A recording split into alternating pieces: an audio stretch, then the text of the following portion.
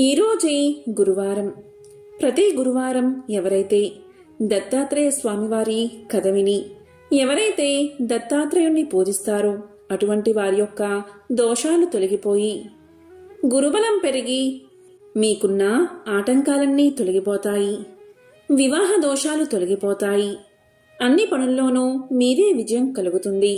కాబట్టి ఈరోజు దత్తాత్రేయ స్వామివారి యొక్క జన్మ వివాహ కథను ఇప్పుడు విందాం. సప్త ఋషుల్లో ఒకరైన అత్రి మహర్షి అనసూయ దంపతులకు త్రిమూర్తుల అంశతో దత్తాత్రేయుడు జన్మించాడు. సృష్టికర్త బ్రహ్మ సృష్టికి ముందుగా అత్రిని సృష్టించాడు. అత్రి మహా తపస్సంపన్నుడు. అత్రికి కర్దమ ప్రజాపతి కూతురు అయిన అనసూయతో వివాహం జరిగింది. అనసూయ మహాపతివ్రతగా పేరు తెచ్చుకుంది. ఒకసారి త్రిమూర్తులు మానవ రూపంలో అత్రి మహర్షి ఆశ్రమానికి వస్తారు. వారు ఆశ్రమంలో కాలు మోపగానే భూమి పులకిస్తుంది. జంతువులు పక్షులు ఆనందంగా కేరింతలు కొడతాయి. పూలతో నిండిన చెట్లు కొమ్మలు పరవశంగా అటూ ఇటూ ఊగుతాయి. ఆహ్లాదకరమైన వాతావరణంలో ఆనందంలో కేరింతలు కొడుతున్న ఋషి బాలుని చూసిన త్రిమూర్తులు మనం కూడా కొంతకాలం అత్రి ఆశ్రమంలో ఉండాలి అనుకుంటారు. ఆశ్రమానికి వచ్చిన అతిథులకు అత్రి దంపతులు సకలోపచారాలు చేసి ఆతిథ్యం స్వీకరించమని కోరతారు. అయితే ఆతిథ్యం స్వీకరించడానికి త్రిమూర్తులు ఒక షరతు పెడతారు. అనసూయ శరీరంపై ఎటువంటి వస్త్రాలు లేకుండా నగ్నంగా వడ్డించాలి అని షరతు పెడతారు. వచ్చిన వారు సాక్షాత్తు త్రిమూర్తులే అని గ్రహించిన అనసూయ తన మంత్రశక్తితో త్రిమూర్తులను పసిపిల్లలుగా మార్చి వారికి స్తనమిచ్చి ఆకలి తీరుస్తుంది. ఆశ్రమంలో త్రిమూర్తులు ఆనందంగా గడుపుతూ ఉంటారు. సరస్వతి లక్ష్మి పార్వతులు భర్తలను వెతుక్కుంటూ అత్రి మహర్షి ఆశ్రమానికి వస్తారు. పసి పిల్లలుగా ఉన్న తమ భర్తలను గుర్తించలేక తమ భర్తలకు యథారూపం ఇవ్వమని అనసూయను కోరతారు. అప్పుడు అనసూయ తన మంత్రశక్తితో త్రిమూర్తులకు యథారూపాన్ని ఇస్తుంది. అత్రి దంపతుల భక్తి వారు చూపించిన పుత్ర వాత్సల్యానికి మెచ్చి త్రిమూర్తుల అంశతో ముగ్గురు పిల్లలుగా జన్మించేటట్లు త్రిమూర్తులు వరమిస్తారు. తర్వాత కాలంలో మహా తపస్సంపన్నుడైన అత్రి మహర్షి నేత్రం నుంచి బ్రహ్మచంద్రుడిగా జన్మిస్తాడు. అనసూయ గర్భాన శ్రీ మహావిష్ణువు దత్తాత్రేయుడిగాను మహేశ్వరుడు దూర్వాస మహర్షిగాను జన్మిస్తారు. శ్రీ మహావిష్ణువు అంశతో జన్మించిన దత్తాత్రేయుడిలో బ్రహ్మ మహేశ్వరులు శక్తి కూడా ప్రవేశించి దత్తాత్రేయుడు మహాజ్ఞానిగా మారతాడు.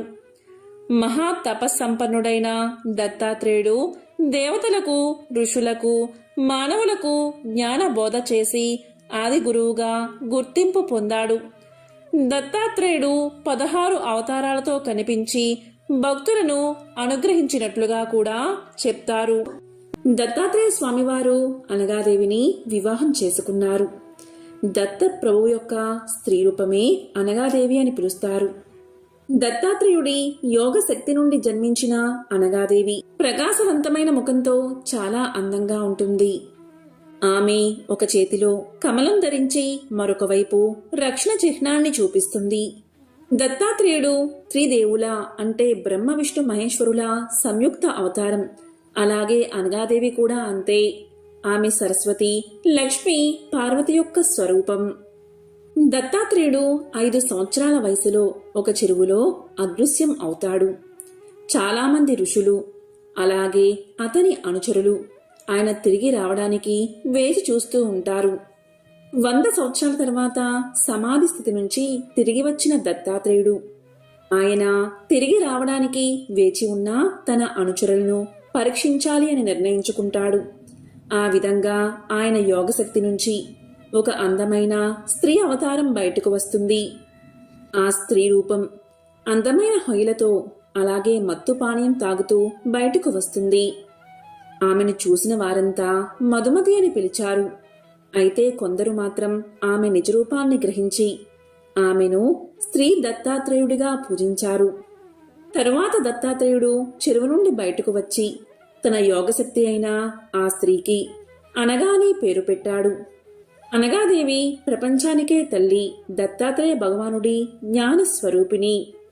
అనగాదేవి అన్ని రకాల పాపాల నుంచి, అన్ని దోషాల నుంచి విముక్తిని కలిగిస్తుంది. అనగా అనే నామాన్ని జపించడం వల్ల జీవితంలోని అడ్డంకులు తొలగిపోతాయట. పూర్వం ఒక ఊరిలో విష్ణుదత్తుడు అనే బ్రాహ్మణుడు ఉండేవాడు. అతడు శ్రీ దత్తాత్రేయుని భక్తుడు. సర్వకాల సర్వావస్థల్లోనూ దత్తాత్రేయుణ్ణే ఆరాధిస్తూ ఉండేవాడు.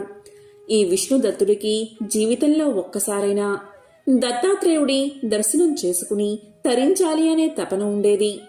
ప్రతిరోజు అతడు సంధ్య వార్చుకుని ఆ నీళ్లు తన ఇంటి ముందు ఉన్న రావి చెట్టు మొదట్లో పోసేవాడు.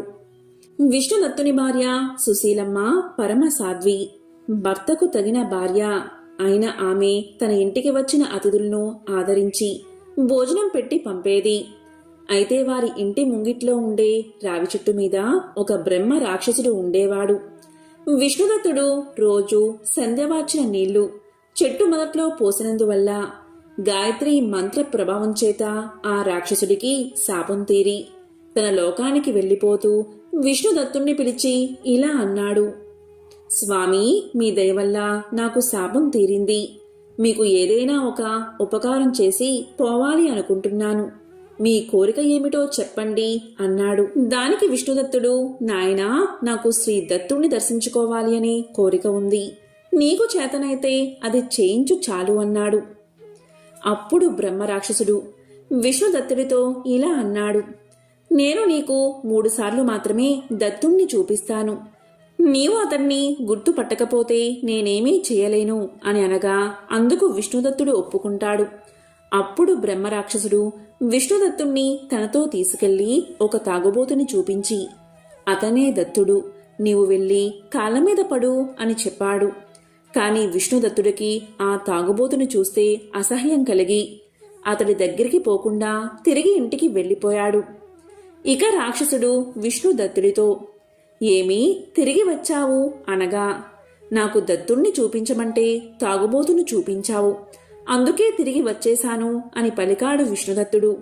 అప్పుడు బ్రహ్మరాక్షసుడు రెండోసారి విష్ణుదత్తుణ్ణి తీసుకెళ్లి ఒక స్త్రీని తన తొడ మీద కూర్చోబెట్టుకుని ముచ్చటలాడుతున్న ఒక వ్యక్తిని చూపించి, అతనే దత్తుడు, వెళ్ళి అతని పాదాలపై పడి శరణు వేడుకు అన్నాడు.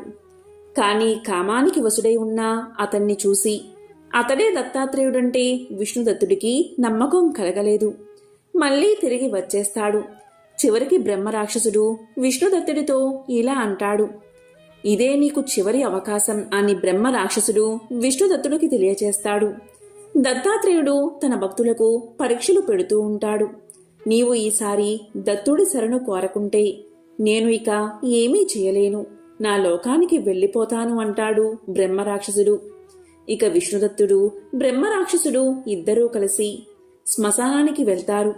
అక్కడ శవాలతో ఉన్న ఒక వ్యక్తిని చూపించి బ్రహ్మరాక్షసుడు ఆయనే దత్తప్రభువు అని చెబుతాడు. ఇక విష్ణుదత్తుడు వెళ్లి భక్తితో ఆయన కాళ్ళు గట్టిగా పట్టుకుంటాడు. అప్పుడు దత్తాత్రేయ స్వామి విష్ణుదత్తుడికి తన నిజరూపం దర్శనమిచ్చి, భక్తా, ఏమి కావాలో కోరుకో అని అడుగుతాడు. కాని విష్ణుదత్తుడికి ఏమి కోరాలో తెలియక, ప్రభూ, నేను ఇప్పుడే ఇంటికి వెళ్లి నా భార్యను అడిగి వస్తాను అంటాడు. తన భార్య సుశీలమ్మకు దత్తుడు దర్శనం గురించి చెప్పి ఆయనను ఏమి కోరుకుందామని అడగగా, ఆమె మరో 2 రోజుల్లో మీ తండ్రిగారి ఆబ్దికం వస్తుంది కదా, దానికి దత్తస్వామిని భోక్తగా రమ్మని పిలవండి అని చెప్తుంది. ఇక విష్ణుదత్తుడు ఆనందంతో దత్తాత్రేయుడి వద్దకు వచ్చి స్వామికి నమస్కారం చేసి తన భార్య చెప్పినట్లుగా, స్వామి, మీరు మా ఇంటికి భోక్తగా రావాలి అని కోరతాడు. అందుకు దత్తప్రభువు, సరే వస్తాను, నీవు వెళ్ళి ఏర్పాట్లు చేసుకో అని అభయాన్ని ఇస్తాడు.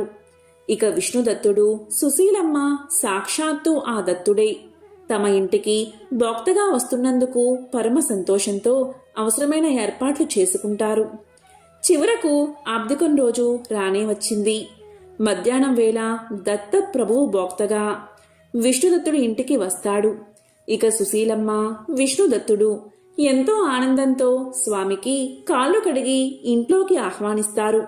ఇక దత్తుడు వచ్చి పీట మీద కూర్చుని మిగతా ఇద్దరు భక్తులు ఎక్కడా అని అడిగితే అప్పుడు ఆ దంపతులకు దత్తప్రభువు వస్తున్నారనే సంతోషంతో మిగతా ఇద్దరినీ పిలవడం మర్చిపోయామని గుర్తుకు వచ్చింది.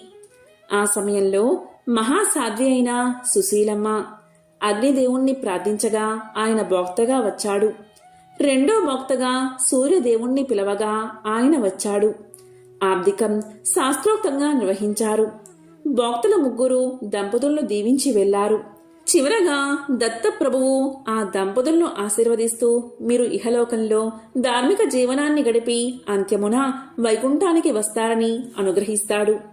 శ్రీ దత్తాత్రేయ స్వామివారి అనుగ్రహంతో విష్ణుదత్తుడు, సుశీలమ్మ జీవితమంతా ధార్మికంగా గడిపి ఆఖరున విష్ణు సాయుధ్యాన్ని చేరుకుంటారు. ప్రహ్లాదుడి గురించి మనందరికీ తెలిసిందే. చిన్నతనంలో విష్ణు భగవానుడి యొక్క నరసింహ అవతారాన్ని దర్శనం చేసుకున్నాడు. కాని అతను పెరిగి రాజు అయ్యాక దత్తాత్రేయుడి దర్శనాన్ని కూడా పొందాడు. ఆ కథ ఇప్పుడు విందాం. ప్రహ్లాదుడు రాజుగా అనేక భోగాలు అనుభవించాడు. ప్రాపంచిక దృక్కోణంలో అతనికి ఏమీ లోటు లేదు. అయినప్పటికీ అతని హృదయంలో తెలియని మూలలో అసంతృప్తి. క్రమంగా ఆ అసంతృప్తి అతనిని ఇబ్బంది పెట్టడం ప్రారంభించింది. ఈ ప్రపంచం యొక్క ముఖ్యమైన స్వభావం ఏమిటి? నా నిజమైన స్వభావం ఏమిటి? ఇలాంటి ప్రశ్నలు ఇంకా ఇతర వేదాంతిక ప్రశ్నలు ప్రహ్లాదుణ్ణి కలవరపెట్టసాగాయి. పండితుల లోతైన చర్చలు మరియు సలహాల తర్వాత ప్రహ్లాదుడు తన ప్రశ్నలకు సమాధానాలు కనుక్కోవడానికి ప్రపంచాన్ని చుట్టుముట్టాడు. కాలక్రమేణా ప్రహ్లాదుడు దక్షిణ భారతదేశంలోని కావేరీ నది ఒడ్డున ఉన్న సహ్యాది ప్రాంతాలకు చేరుకున్నాడు. కావేరీ నది ఒడ్డున ప్రహ్లాదుడు ఇసుక మరియు బురదలో తిరుగుతున్న ఒక మునిని చూశాడు. అతను మామూలు మనిషి కాదని ప్రహ్లాదుడు భావించాడు. వెంటనే ఆ మహర్షి దగ్గరకు వెళ్లి వినయంతో ఆయనకు సాష్టాంగ నమస్కారం చేశాడు. మర్యాదగా ఇలా పలికాడు ప్రహ్లాదుడు. మునీంద్ర, నాకు ఒక సందేహం ఉంది. దయచేసి వినండి. అలాగే నాకు నిజం చెప్పండి. మహాత్మా, మీరు చాలా వింతగా చూస్తున్నారు. బురదలో ఉన్న మీ శరీరం బంగారంలా మెరిసిపోతుంది. మీ శరీరం చాలా మృదువుగా అలాగే హృదయపూర్వకంగా ఉంది. దీనికి కారణం ఏమిటి? మీలో కొన్ని ప్రత్యేక లక్షణాలు కూడా ఉన్నాయి. మీరు చాలా తక్కువ మాట్లాడతారు.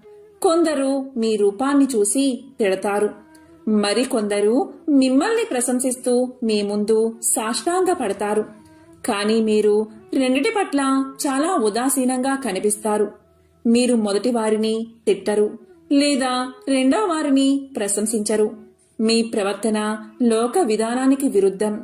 మీరు ధర్మ నియమాలకు కూడా కట్టుబడి ఉన్నట్లు కనిపించడం లేదు. దయచేసి నాకు నిజాన్ని బోధించండి అని అడిగాడు ప్రహ్లాదుడు. అప్పుడు ఆ ఋషి ఇలా పలికాడు. ప్రహ్లాద, ధర్మం అధర్మం అనే ఆలోచన లేకుండా జంతువులు, పక్షులు, క్రిమి కీటకాలు ఇలాంటివి పూర్వం అసంఖ్యాక జన్మలు తీసుకున్నాను. అటువంటి జన్మలన్నిటినీ నేను వర్ణించను. అయితే ఇలాంటి జన్మలన్నిటిలో మానవ జన్మ గొప్పదని నేను ఒక్కటి చెప్పగలను. మానవ జన్మ శాశ్వతమైన ఆనందానికి మరియు శాశ్వతమైన బాధలకు కూడా ద్వారం. ఎంపిక మనదే. ఈ లోకంలో పాపాలు చేయడం వల్ల తక్కువ జన్మలు వస్తాయి మరియు పుణ్యకర్మలు చేయడం వల్ల ఆత్మ సాక్షాత్కారం కలుగుతుంది. అంతేకాదు, పుణ్యకార్యాలు చేస్తే మనిషి ఆనందంతో జీవిస్తాడు. మనుషులను పాపాలు చేసేలా చేస్తుంది ఈ ప్రపంచం.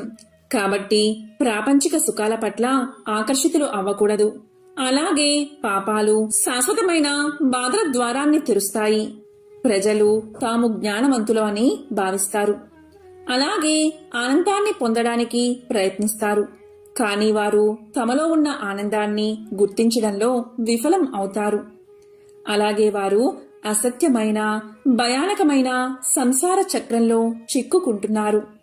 ప్రహ్లాద, ఈ జీవితంలో అన్ని రోజులు ఒకేలా ఉండవు. ఒకరోజు డబ్బు, అలాగే కీర్తి వస్తుంది, మరొక రోజు అది పోతుంది.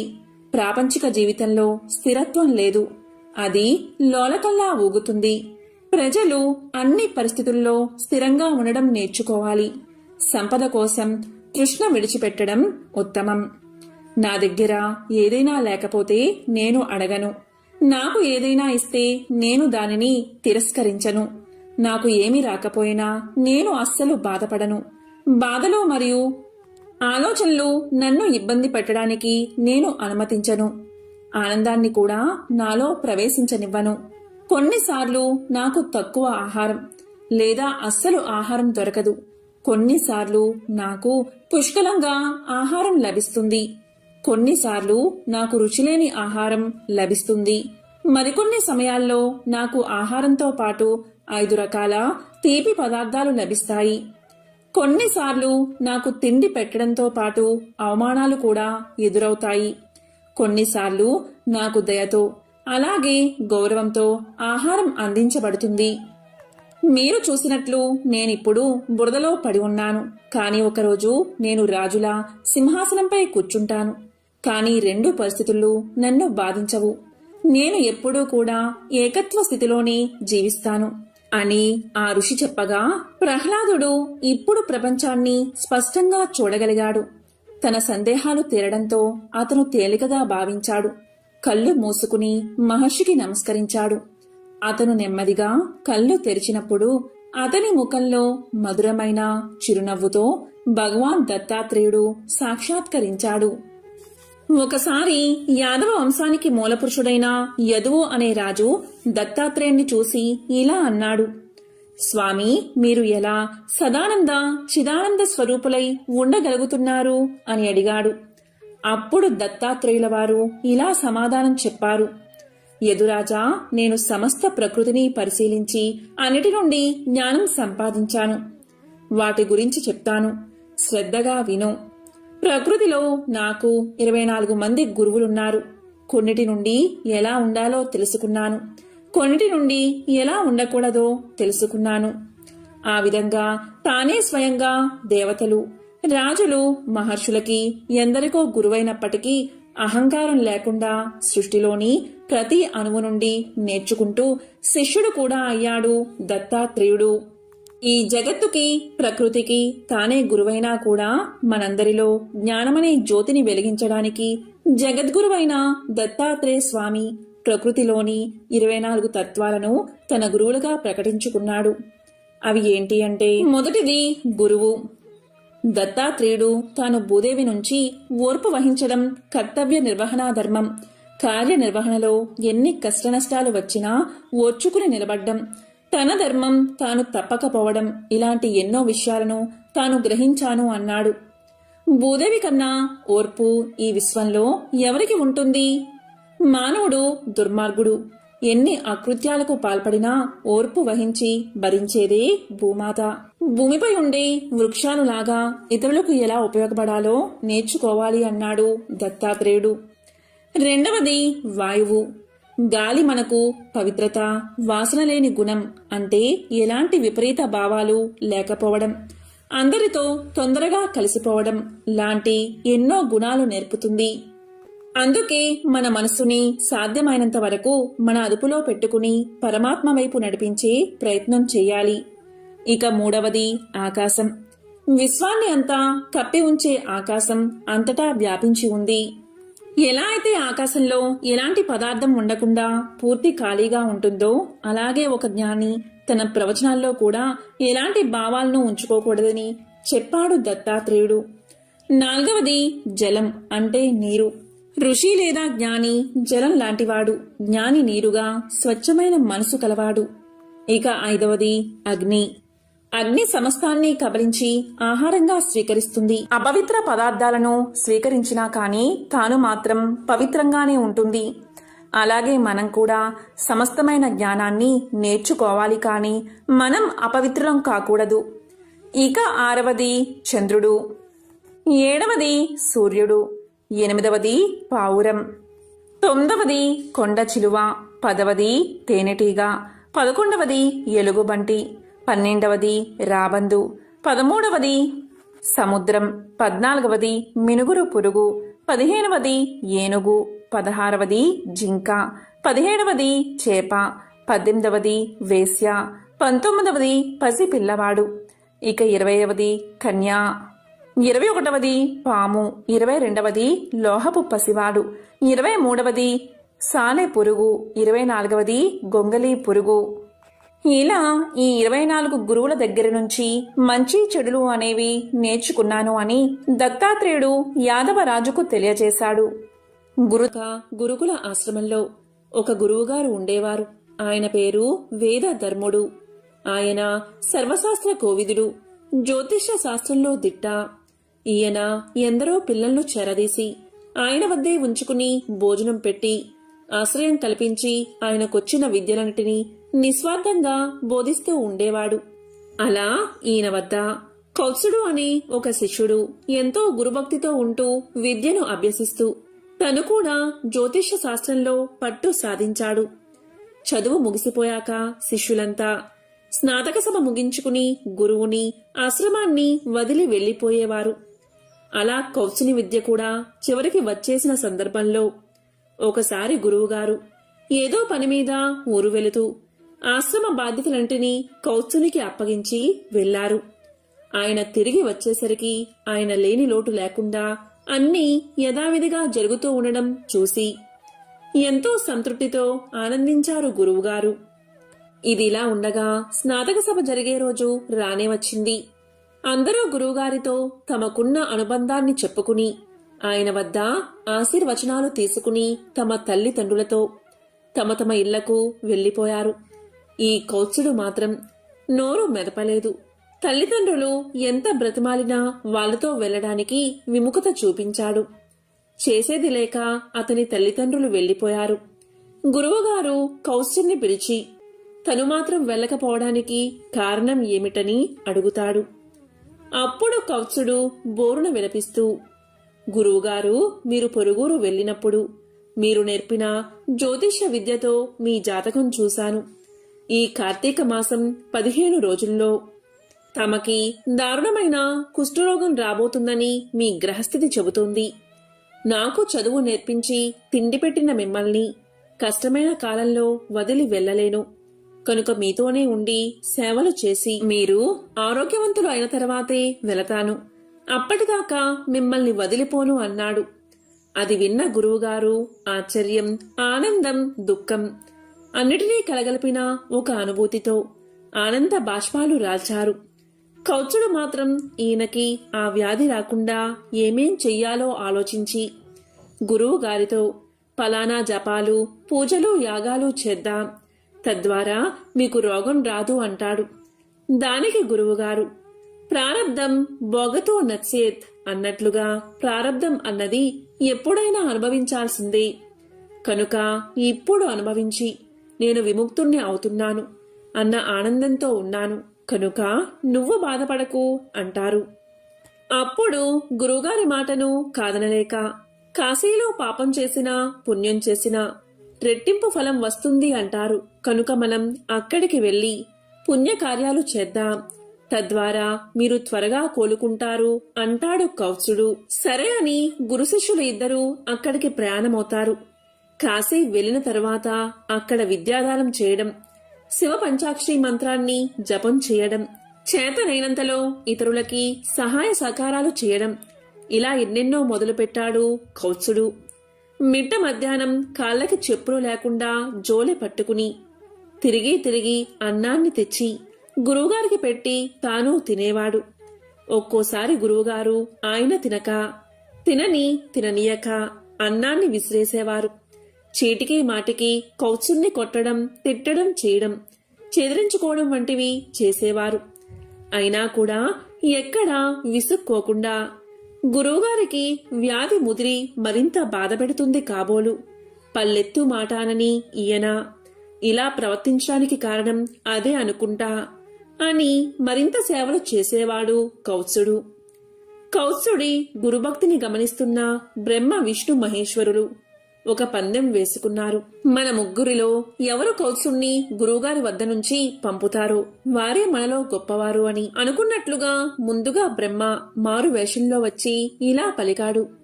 నువ్వు కాశీ వచ్చినప్పటి నుంచి చూస్తున్నాను. ఎందుకు ఆయన దగ్గర అన్ని మాటలు పడుతూ ఉంటావు? పెద్దవాణ్ణి చెప్తున్నాను. నా మాట విని వేరే గురువును చూసుకుని వెళ్ళిపో అన్నాడు. దానికి కౌత్సుడు ఇలా పలికాడు. గురువుని, అదే ఇటువంటి పరిస్థితుల్లో బాధపడుతున్న ఆయన్ని వదిలేయమని చెప్తున్నా మీరు పెద్దవారు ఎలా అవుతారు?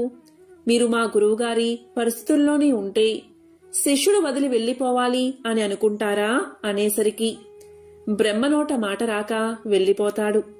తరువాత విష్ణువు మారువేషంలో వస్తాడు. కౌత్సుడితో ఇలా పలుకుతాడు. రోగంతో ఉన్న గురువుగారికి సేవ చేస్తున్నందుకు నిన్ను మనస్ఫూర్తిగా అభినందిస్తున్నాను. కాని చేసిన మేలు మరిచే కృతజ్ఞుడికి సేవ చేస్తే పాపం కూడా వస్తుంది. కనుక ఆయన్ని వదిలి వెళ్ళిపో అంటాడు. దానికి కౌత్సుడు ఇలా సమాధానం చెప్తాడు.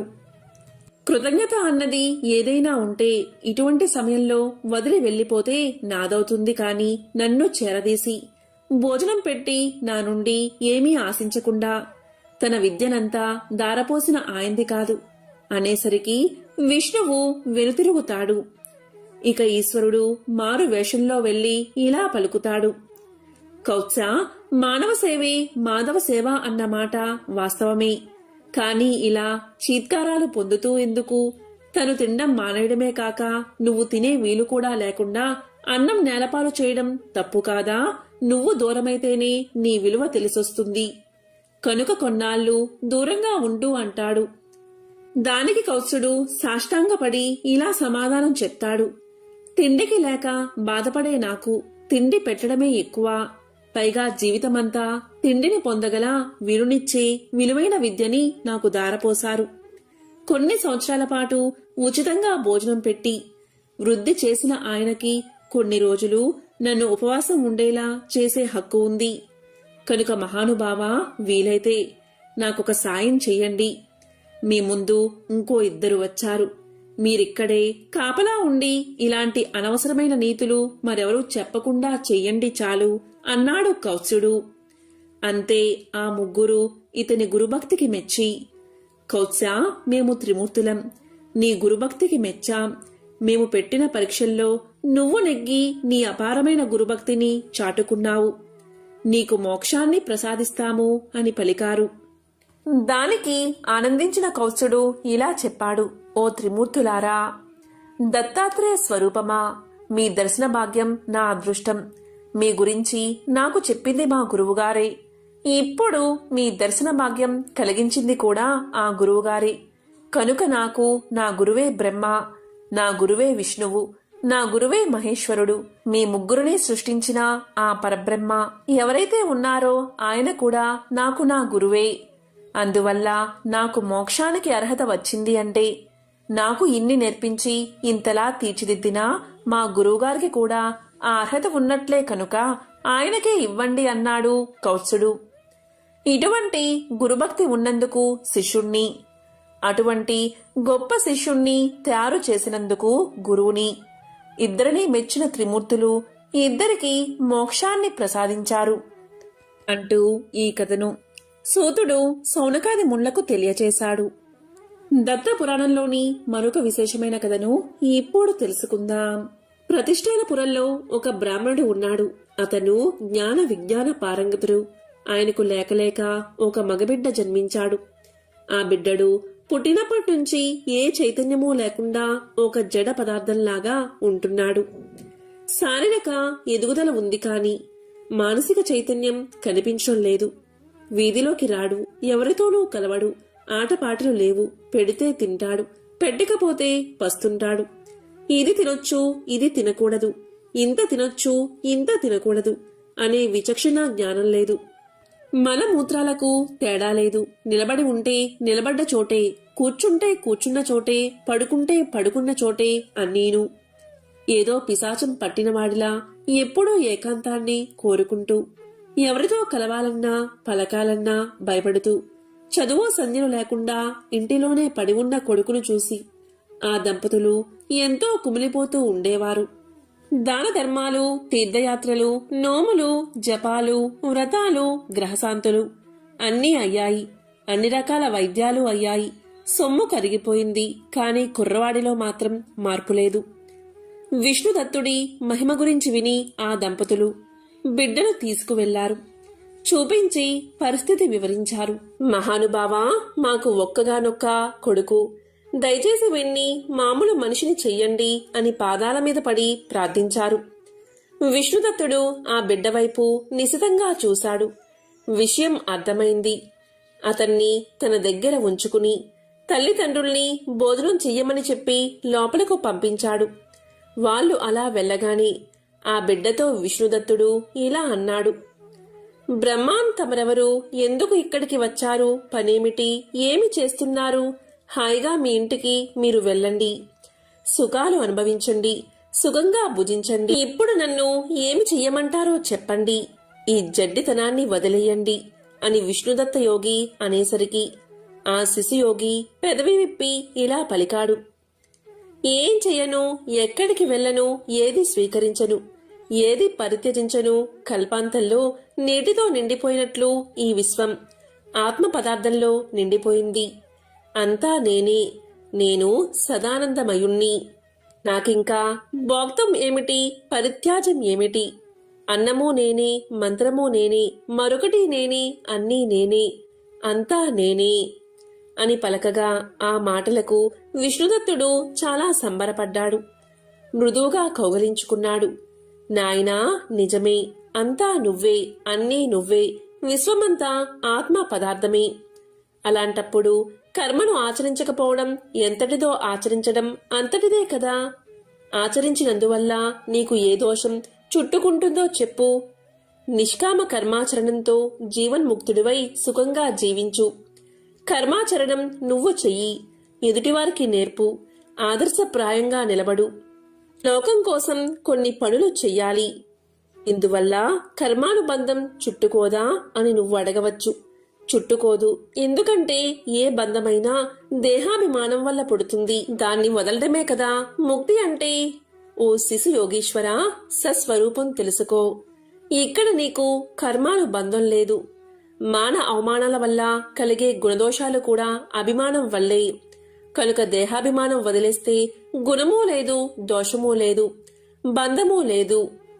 ఓ బాలయోగి, మోక్షమనేది ఎక్కడో ఆకాశం మీదనో, పాతాళంలోనో, భూగోళం మీదనో లేదు, మనలోనే ఉంటుంది. అహంకార రూపమైన విమోహం నశించడమే మోక్షమంటే. ఇదేమంత కష్టం కాదు. పువ్వులు కోయడం కన్నా, కన్నులు మూసుకోవడం కన్నా అహంకార పరిత్యాగం చాలా తేలికైన పని. ఇందులో ఏ కొంచెం కష్టం కూడా లేదు. ఎందుకంటే ఇది మనస్సు పని కనుక. ఈ మనసుకు ఉన్న చాంచల్యం అన్నిటికీ మూలం. కాబట్టి నీవు ఈ జడత్వాన్ని విడిచిపెట్టి నిరహంకారంగా, నిర్మమంగా కర్మాచరణ చెయ్యి. నువ్వు నాకు ఇష్టమైన వాడివి. తల్లిదండ్రుల్ని సంతోషపరచాలి అనే సంగతి ఆలోచించు. కొంతకాలం వాళ్ళకి ఇష్టంగా జీవించు. వాళ్ళు వెళ్లిపోయాక నీ ఇష్టం. అప్పుడు యథేచ్ఛగా సంచరించవచ్చు. అప్పుడు నిన్నెవరూ నిర్బంధించరు అని విష్ణుదత్తుడు పలకగా శిశుయోగి అందుకు అంగీకరించాడు. ఇక భోజనం ముగించి వచ్చిన తల్లిదండ్రులు తమ బిడ్డలో వచ్చిన మార్పును చూసి ఎంతో ఆనందపడ్డారు. సుశీల విష్ణుదత్తులకు కృతజ్ఞతగా సాగిలపడి మొక్కారు. ఏం మంత్రం వేశావో, ఏం వైద్యం చేశావో, కృపానిధి, క్షణంలో మావాడికి కొత్త జీవితం ప్రసాదించావు. నీ మేలు జన్మజన్మలకి మరిచిపోమంటూ బిడ్డను తీసుకుని ఆ దంపతులు సంతోషంగా ఇంటికి వెళ్లిపోయారు. ఆ శిశుయోగి తల్లిదండ్రులు ఉన్నంతకాలం వారికి ప్రీతికరంగా మెలిగి, ఆ పైన బంధ విముక్తుడై ఊరు ఇల్లు వాకిలి అన్నిటినీ విడిచి ఆత్మరతుడై ఈ భూగోళం మీదకి ఎక్కడికో వెళ్లిపోయాడు. దత్తపురాణంలోని మరొక విశేషమైన కథను ఇప్పుడు విందాం. పూర్వం నైషధ మహానగరంలో హేమకుండలుడు అనే వైశ్యుడు ఉండేవాడు. కుబేరుడితో సాటివచ్చే సంపన్నుడు. విప్ర అగ్ని దేవతా పూజలు తప్పక చేసే అలవాటు ఉన్నవాడు.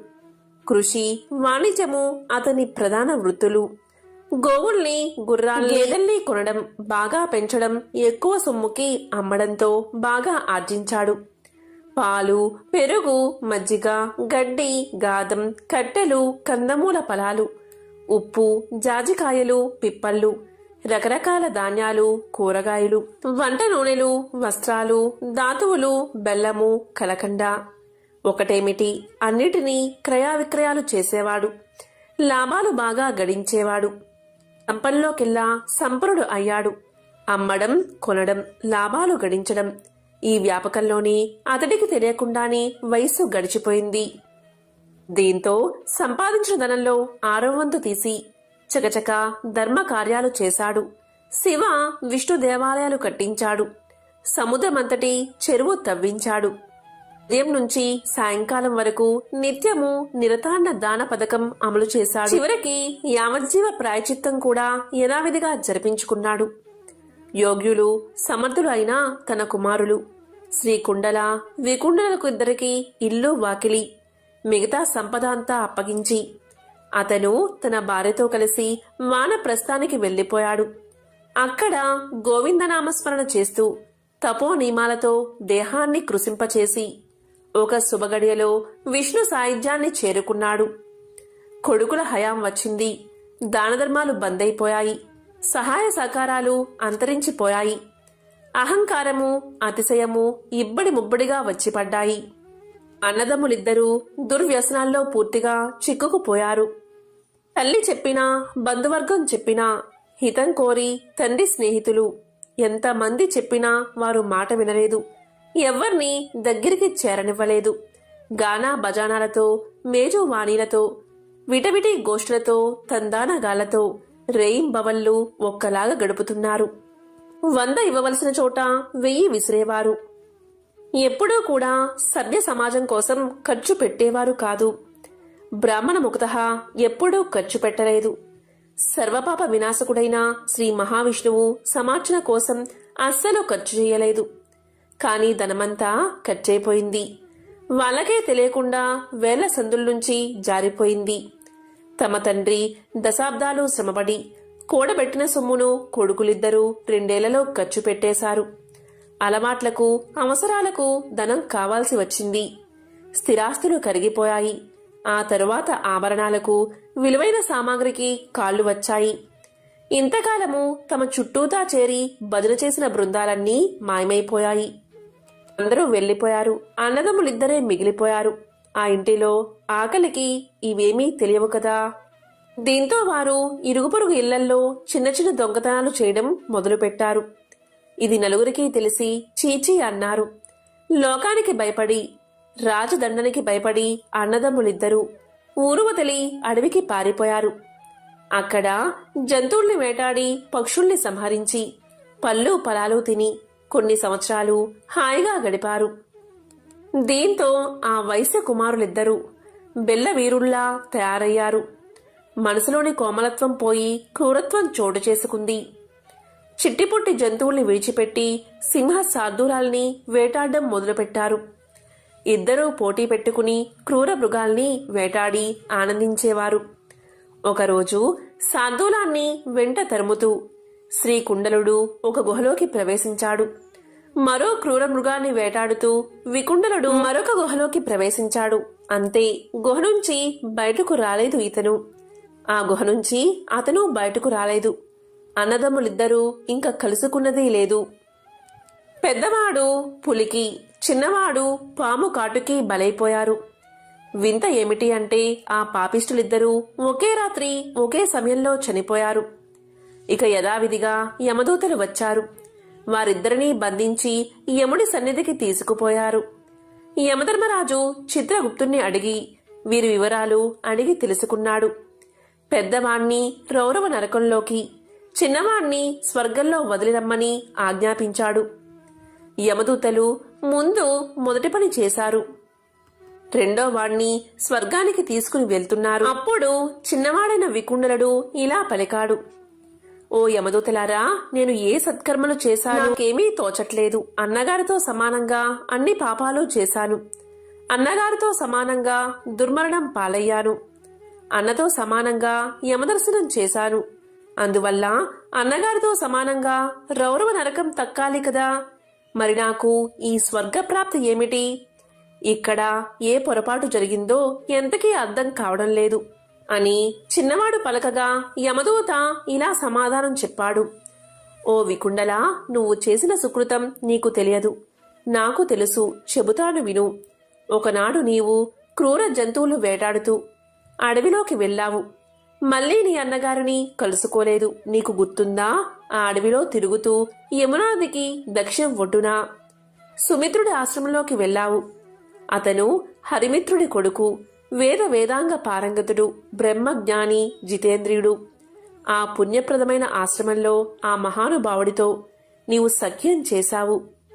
సత్సాంగత్య ప్రభావంతో నువ్వు మాఘమాసంలో స్నానాలు ఆచరించావు. యమునా నదిలో కాలింది పుణ్యజలాలలో పాపప్రాసిని అనే సార్థకనామధేయం గల రేవులో నువ్వు చేసిన మొదటి స్నానానికి సర్వపాప విముక్తుడివి అయ్యావు. ఇక రెండో స్నానానికి ఫలితంగా ఇదిగో స్వర్గాన్ని పొందావు అని యమదూత వికుండలుడికి తెలియజేశాడు. కాబట్టి సజ్జన సాంగత్యం అంతటి ఫలితాన్ని ఇస్తుంది. ఎంతో పవిత్రమైన ఈ కథను విన్నవారికి సకల శుభాలు కలుగుగాక. దత్తాత్రేయుడి సంపూర్ణ అనుగ్రహం కలుగుతుంది. ఇక దత్త పురాణంలోని సతీ సుమతి కథ ఇప్పుడు తెలుసుకుందాం. పూర్వం ప్రతిష్టానపురంలో కౌశికుడు అనే బ్రాహ్మణుడు ఉండేవాడు. అతని అదృష్టం కొద్దీ సుమతి భార్యగా లభించింది. కౌశికుడు ఎంత కోపిష్టివాడో అతని భార్య అయిన సుమతి అంత శాంత స్వభావం కలది. కౌశికుడు నిత్యం బయట తిరుగుతూ ఇతర స్త్రీల పట్ల అధికంగా వ్యామోహాన్ని కలిగి ఉండేవాడు. దానికి విరుద్ధంగా సుమతి మహాపతివ్రత. కౌశికుడు ఎక్కువగా చెడు తిరుగులు తిరగడంతో కుష్ఠరోగం తెచ్చుకున్నాడు. అయినప్పటికీ సుమతి మాత్రం అతన్ని వదలకుండా దైవంలాగే సేవ చేసుకుంటూ తన జీవితాన్ని గడుపుతూ ఉంటుంది. ఇలా ఉండగా కౌశికుడు ఒకనాడు వేశ్యకాంతను చూస్తాడు. తనను ఆమె దగ్గరకు తీసుకువెళ్లాల్సిందిగా నిత్యం తన భార్యను వేధిస్తూ ఉండేవాడు. దాంతో సుమతి ఒకరోజు వేశ్య దగ్గరకు వెళ్లి వేశ్యను ఒప్పిస్తుంది. అప్పుడు సుమతి తన భర్తను భుజాలపై ఎక్కించుకుని వేశ్య ఇంటికి తీసుకుపోతూ ఉండగా దారిలో ఒకచోట కౌశికుని కాలు చీకటిలో ఒకరికి తగులుతుంది. అయితే కాలు తగిలిన వ్యక్తి మాండవ్యముని. మాండవ్యమునికి కౌశికుడి కాలు తగలడంతో మాండవ్యముని కోపంతో ఇలా శపిస్తాడు. నన్ను బాధించిన నీ శరీరం సూర్యోదయం అయ్యేలోపు 1000 ముక్కలు కావాలి అని శపిస్తాడు. అక్కడే ఉన్న సుమతి మాండవ్యముని శాపం విని ఇలా అంటుంది. నా భర్త చనిపోకుండా ఉండాలి అంటే అసలు సూర్యోదయమే కాకుండా ఆగిపోవాలి అని కోరుకుంటుంది. ఆమె కోరిక నెరవేరి సూర్యోదయం కాకుండా అలాగే ఉండిపోతుంది. లోకమంతటా ఒక్కసారిగా తలకిందులు అయిపోతుంది. అప్పుడు బ్రహ్మాది దేవతలు, తల్లి, సూర్యోదయం కాకపోవడం వల్ల లోకాలన్నీ తల్లడిల్లిపోతున్నాయి. నీ భర్త చనిపోకుండా మేము అతన్ని రక్షించి ఆరోగ్యవంతుణ్ణి సుగుణవంతుణ్ణి చేస్తామని చెబుతారు. దాంతో సుమతి తన శాపాన్ని ఉపసంహరించుకుని సూర్యోదయం కావాల్సిందిగా అనుమతించింది. అలా సూర్యోదయం కాగానే కౌశికుడు మరణిస్తాడు. వెంటనే అనసూయ అక్కడికి చేరుకుని అతన్ని పునర్జీవితుణ్ణి చేస్తుంది. దాంతో అతడు నవ మన్మధుడిగా మారి భార్యతో కలిసి బ్రహ్మాది దేవతలను స్తుతించడం మొదలు పెడతాడు. పాతివ్రత్యం అంతటి శక్తివంతమైనది. ఎంతో పవిత్రమైన విశేషమైన ఈ రోజు ఈ కథను విన్నా, చదివినా, చెప్పినా, వినిపించినా జన్మల పాపాలు తొలగిపోతాయి. కోటి జన్మల మహాపుణ్యం మీకు కలుగుతుంది. ఓం నమః శివాయ. ఓం నమో నారాయణాయ. ఓం శ్రీ గురు దత్తాత్రేయ స్వామినే నమః.